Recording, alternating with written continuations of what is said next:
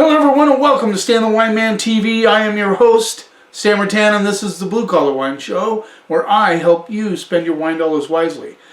Either today or tomorrow you're going to be spending your money on sparkling wine. At least a lot of people are, because they want to bring in the new year. A lot of people do it with sparkling wine, champagne, whatever you desire to do. And it's a big deal. I drink champagne, sparkling wine, year round, as my wife does. I love sparkling wine. But, as we know, a lot of people break into it on New Year's, so here's a few ideas for you on New Year's Eve for you to perhaps go out and purchase or find a very similar wine like it. By the way, I'm freezing. It's 26 degrees outside. I got my little heater going here, but hadn't had much time to warm it up, but I'm taking it on. I'm not wearing the vest this time. So let's get started right away with a Prosecco. Prosecco, it was a few years ago that Prosecco really took off. And now it's just like a mainstay in the wine department. A lot of people buy Prosecco. They love it. This is the Valdo, Marca, Oro, Prosecco, Brut style, and it rolls in at $15. A lot of people like the price on Prosecco. $15 for Valdo. Now the only difference between, well, there's a lot of difference between Prosecco and Champagne. One of them is a grape. The main grape of Prosecco is Gruet. They grow it in the Valdobbiadene region of Italy, up in the northern part of Italy.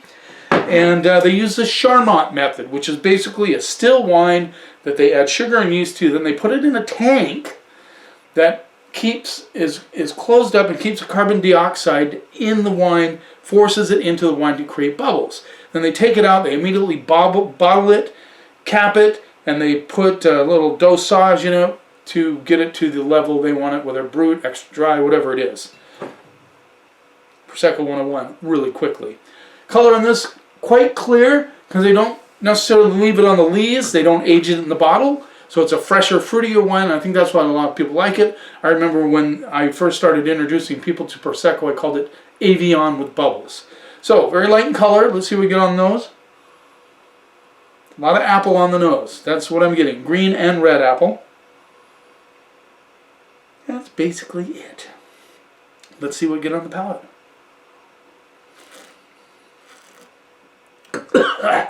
Sorry, it foamed up in my mouth. The finer the wine, the finer the bubbles. You get less of that big bubbly thing on the palate.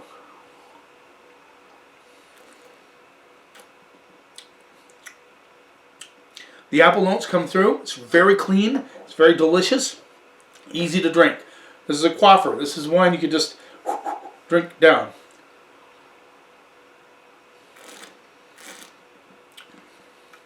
A little bit of lemon coming through underneath the apple. Simple, delicious. That's what a lot of us want. We don't have to think about it. We're just popping, pouring, and enjoying. Our company, $15 a bottle, of course, is very affordable. I'm going to go C+, B- on that one. Let's move on. Now we're going to Spain, and we're going to Cava. I love Cava, by the way. It's done in Methode Tradicional, which means done like they do in Champagne, basically. This is $11. This is a Los Monterbs Cava, 100% Macabeo, $11.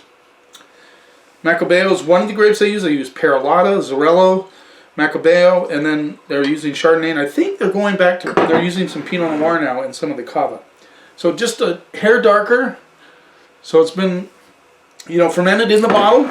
It's been disgorged, dosaged, corked, and I don't know how long they've let it age. Probably not as long as the Champagne. Did not get that information. So color a little darker, definitely. Let's see what we get on the nose. It's kind of dusty on the nose, which is cool. I'm getting a little nuttiness, like maybe hazelnut, which is cool as well. I think that's really cool. A little bit of toast. And I would go with the direction of maybe a little pineapple apple thing going on. Okay, let's see what we get on the palate.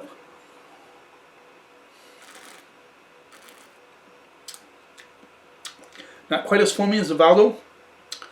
Yeah, definitely the pineapple notes are coming through. A little sweeter pineapple notes. A little bit of orange citrus as well, but light on the orange citrus.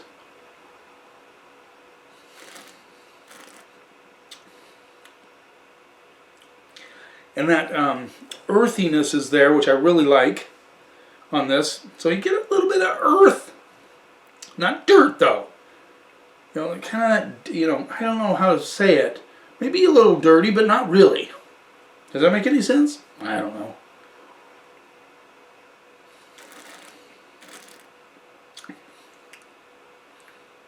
Definitely pineapple for sure. There's an interesting side citrus note.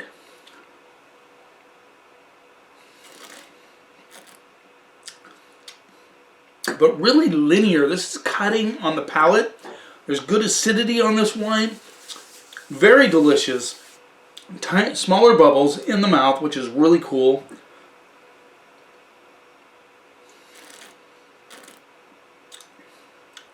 Really, really clean and dry on the finish. And that nuttiness just barely comes through on the backside, but it's there. I'm liking this wine. I think this wine for 11 bucks is a stupid value.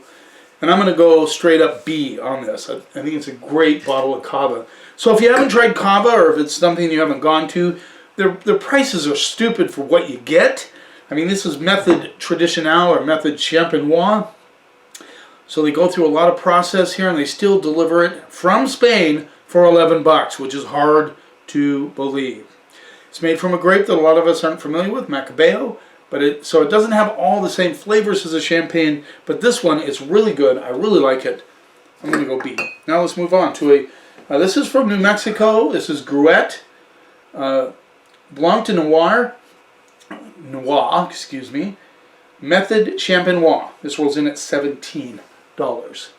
These guys are some of the, I think, some of the best bubbly producers in the U.S. New Mexico, guys. Blanc de Noir, I mean, it's made from Pinot Noir, the Pinot Noir grape. So that's the main one. I don't know if they use any Chardonnay at all. They may, I don't know, but probably mostly, predominantly Pinot Noir. Blanc de Noir. Darker than both of the other ones, which would you expect. They leave it on the lees or the expired yeast, which gives it that color and that flavor. Let's see what we get on those. This is a little funkified, a little bit of brioche or toastiness. Getting an interesting hint of like sweetness on this one.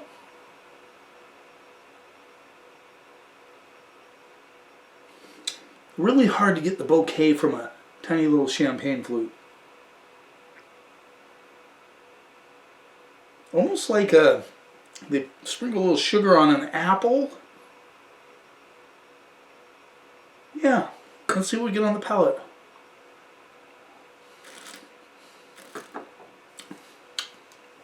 Now this has what people are looking for in that kind of yeasty marzipan toastiness that comes with champagne. This has a lot of that, but it finishes nice and dry, very linear on the palate.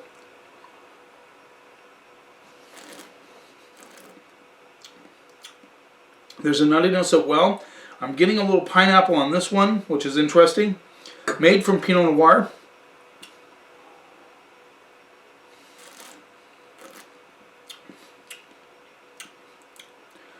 There's also a little bit of a Rainier cherry thing going on. But it's just nice. This reminds me of a little bit of Veuve Clicquot in the old days. They've changed just a little bit, Veuve has, in their style. But this has a nice kind of brioche yeast and a little bit of that nuttiness, that marzipan thing that goes on. Yes. Solid wine. The bubbles are a little bit bigger than the Cava, but not off-putting. And I am going to go B+ on that one. I think I like that one a lot. Now we're going to champagne, and it's always fun to find a champagne that is lower in price, because they can get pricey. This is the Charlie Ellner Carte Blanche Brut Champagne. This rolls in at $42. $42. Now that's a good price for a champagne. Carte Blanche Brut. Epernay, France. I went to Epernay. That was pretty cool little town. 30% Chard, 30% Pinot Noir, and 40% Pinot Meunier. Pinot Meunier. I never can say that one very well. By the way, you guys get a kick out of this. Somebody commented on my Vouvray episode a few months back. So they love Vouvray, you know, thank you for doing it, but what French guy pissed you off so bad that you butcher the French language? He didn't use that exact term, but I thought that was funny. I mean, I try, guys. I mean, I go to Forvo, which is a site you can go to learn to get the correct pronunciation. I try really hard. But just to give you a little clue, it took me almost a month to say Viognier. Now, I don't know why. You know, I don't know why that was such a tough word for me, but French is really tough for me. And I do my best. I hope you guys don't mind. I hope it doesn't bother you too much. I try, and I butcher it sometimes. Just saying. I do. Okay, so I didn't pick the champagne because it was easier to say. I mean, you know, Charles Ellner, can't hardly butcher that one. Pinot Meunier, that's a tougher one for me. I hope I'm saying that correctly. I always have a hard time with that one, almost as bad as Viognier. But it's 40% of that, 30 and 30. Interesting. Most of the times you see more Chardonnay, more Pinot Noir, not as much as the Pinot Meunier. Yeah, hope I'm saying that correctly. Color on this, actually this is almost lighter than the Gruet.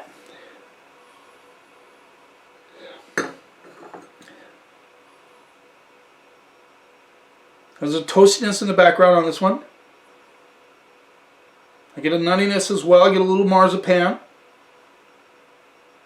But aromatically, you know, out of this glass, not so much, but those are there for sure. Let's see what we get on the palate.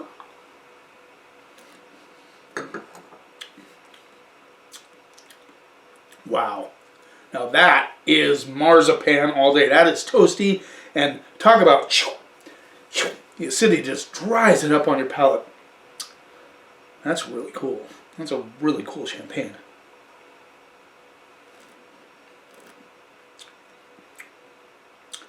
Love it. Yeasty, marzipan, laser sharp, clean, delicious. A little bit of apple on the back end of this one.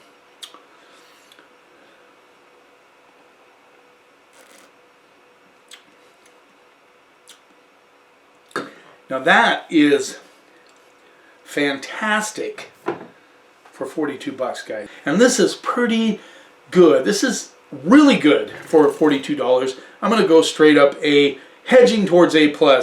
This is solid champagne. I hope you gave you some ideas about what you could possibly celebrate with. A lot of you guys like Prosecco. You know what your favorite Prosecco is. Don't forget to look for Cava, because there are some of the best values out there in sparkling wine, and they're done in Methode traditionnel, which most of them are. Of course, domestic sparkling wine. We say sparkling wine because Champagne kind of, you know, wants to be by themselves. Just, you know, if you're not from Champagne, you're not Champagne. I don't really care that much, but I try to stay in the, you know, right area for that. So we have one Champagne, sparkling wine from New Mexico, a Cava from Spain, and a Prosecco from Italy. All good options. Some people like to go out and do Champagne. This Charles Ellner is ridiculous for the money. Thanks for taking a little time out of your day. Don't forget to subscribe to my channel. I really appreciate your support. I appreciate the comments. By the way, what type of sparkling wine do you choose for New Year? Just let me know. I'd like to see it in the comments. What's your favorite choice? Whether it's New Year's or you're celebrating a baby being born or whatever it is, what is your favorite celebratory sparkling wine? You keep watching, and I'll keep helping you spend your wine dollars wisely.